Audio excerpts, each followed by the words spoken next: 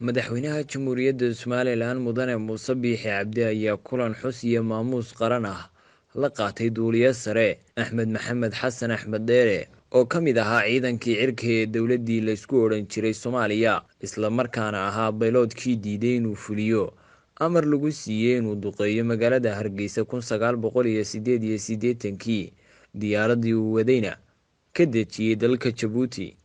munaasabaddan lagu xusayay kaalinta muhiimka ee duuliye Axmed Dheere kaga jiro taariikhda qaranka Somaliland oo habeennimadii xalay ahayd lagu qabtay qasriga madaxtooyada Somaliland isla markaana uu abaabulkeeda lahaa madaxweynaha Somaliland Muuse Biixi Cabdi ayaa waxaa ka soo qayb galay shir guddoonka golaha wakiilada qaar ka mid ah mujaahidiintii u soo dagaalamay dib u xoreynta dalka oo ay ka mid yihiin mujaahid Axmed Mere, mujaahid Ibraahim Xuseen Dhagaweyne iyo mujaahid Maxamed Kaahin Axmed. xildhibaano xubno ka mid ah golaha wasiirada, siyaasiyiin, taliyayaasha ciidamada kala duwan ee dalka iyo marti sharaf kale, waxaana mujaahidiinta iyo mas-uuliyiinta ka hadlay munaasabadu xuseen doorka uu duuliye sare Axmed Maxamed Xasan Axmed Dheere ka qaatay xornimada Somaliland. dhankiisa duuliye Axmed Maxamed Xasan Axmed Dheere oo madasha ka hadlay ayaa kelmado mahadnaqa munaasabada lagu abaalmarinayay ka jeediyey. muddo waxaan joogay 2 week halka kale 2 usbuuc runtii ma sifay karo soo dhaweynta aan kala kulmay halka kan yani kelimado iyo hadal kuma sifay karo madax iyo shacab intaba hataa haddii lagu daro caruur aan waagaas ba jirin oo aan dhalan oo uun markaas maqashay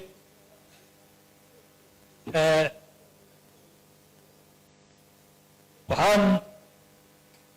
haddii aan ka taabto dhibaatada halka dhacday oo Soomaaliya asal u ah wixii ka dhacay 60kii markii xorriyadda la qaatay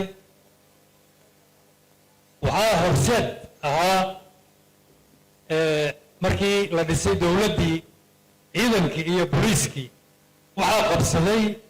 raggii ay tababareen gumaysigii dalka gumaysanayay. ragay tababareen ayaa ciidamadii loo wareegay iyo booliiskii iyo hadba mataqaana asluubtii wixii jirayba nimanka waxay u shaqay jireen gumaysiga oo daacad u ahaayeen. waxay eeday dowladdii markaa jirtay inay ka fikirto rag gumaysi u shaqeeye inaanay maslaxad dal ka shaqaynayn inay ka fikirtaa loo baahnaa. nasiib daro aakhirka ugu dambeeyey ayagay xireen oo inqilaabeen oo dowladdii la doortay iyo dastuurkii iyo wixii oo dhan ay meesha ka bixiyeen. halkii ay kasii wadeen intii ka dambaysay marba marka ka dambaysa waxaan ogeyn meeshay maraysa. dhibaatada dhacday iyo gaboodfalka wax la soo koobi kara maaha waa wax aad u tiro dheer in ilaahay subxaana wa tacaala uu cimri siiyo halka fadhiya way la socdaan laakiin dhalinyaradu ma oga.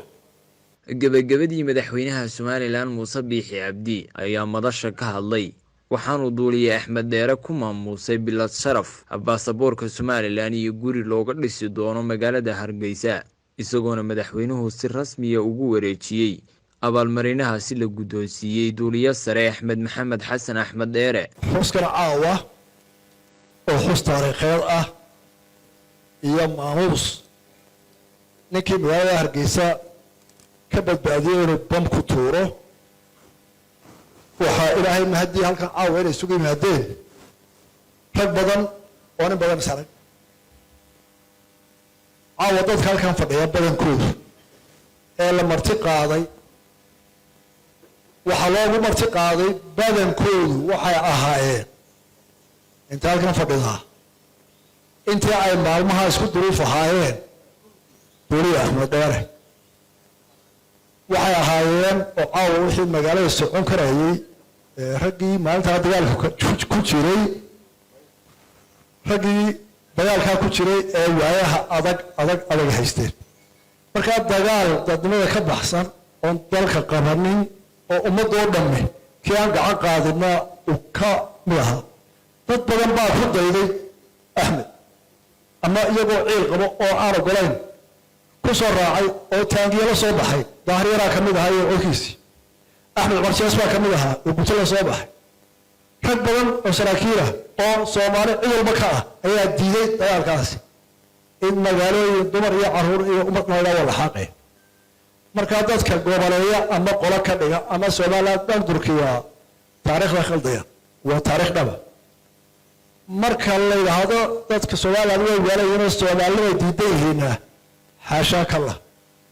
Soomaalidana waa ku faanaa Soomaalidana waa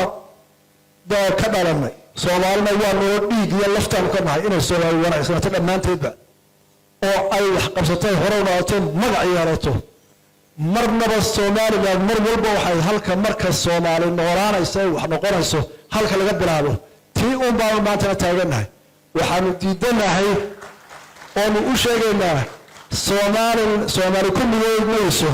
wixii dhacay wax ka xun ilaa maanta dagaalkii in lagu wado oo la yiraahdo ilaa aad aqbashaan idinkoo qarar ahayn oo waxba ahayn laba gobol ah ayaana raacaysan Somaliland Protectorate qarankii dhammaa ee lixdankii Ingiriiska xorriyadda ka qaatay in la yiraahdo laba gobol baa tiin maxay sheegayaan oo waa ka adkaanayna martaas ma suurtoobayso Soomaaliland saas goomayso kuwa hawlgali mayso garna ma ahan leeyahay waxay tahay wax xuseen laga mudanayaan Axmed inta kale insha Allah su'aalo ka heli doonaan Axmed oo halkan markii qaranka inta joogtay isweydiisay waxa lagu gartay in bila sharafta baamuska ugu weyn ee koowaad ee qaranka Soomaaliya uu guddoonsiiyo in baasaboor diblomaatico Soomaaliland lagu guddoonsiiyo in dhulkii guriga laga dhis lahaa mayorka magaalada isna uu soo diyaariyay guriga laga dhis doonaa waa lagu sheegay saddexda caawil guddoonsiga hadda la yiraahdo Axmed Maxamuud Dool Dalsan TV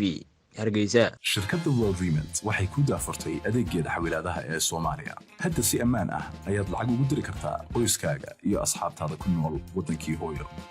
ku soo biir malaayiin macmiil adduunka ah oo lacagaha si fudud oo ku habboon ugu dira dadka ay jecel yihiin soo dejiso noocii u dambeeyay ee barnaamijkeena aaladda telefoonka ama booqo worldremit.com geli xaddiga lacagta iyo faahfaahinta qofkaad u dirayso lacagtiina way dirsantay bixin maysid wax khidmad ah saddexda lacag dirasho ee kugu horeeya adeegga World Remit adigoo isticmaalaya koodka 3FREE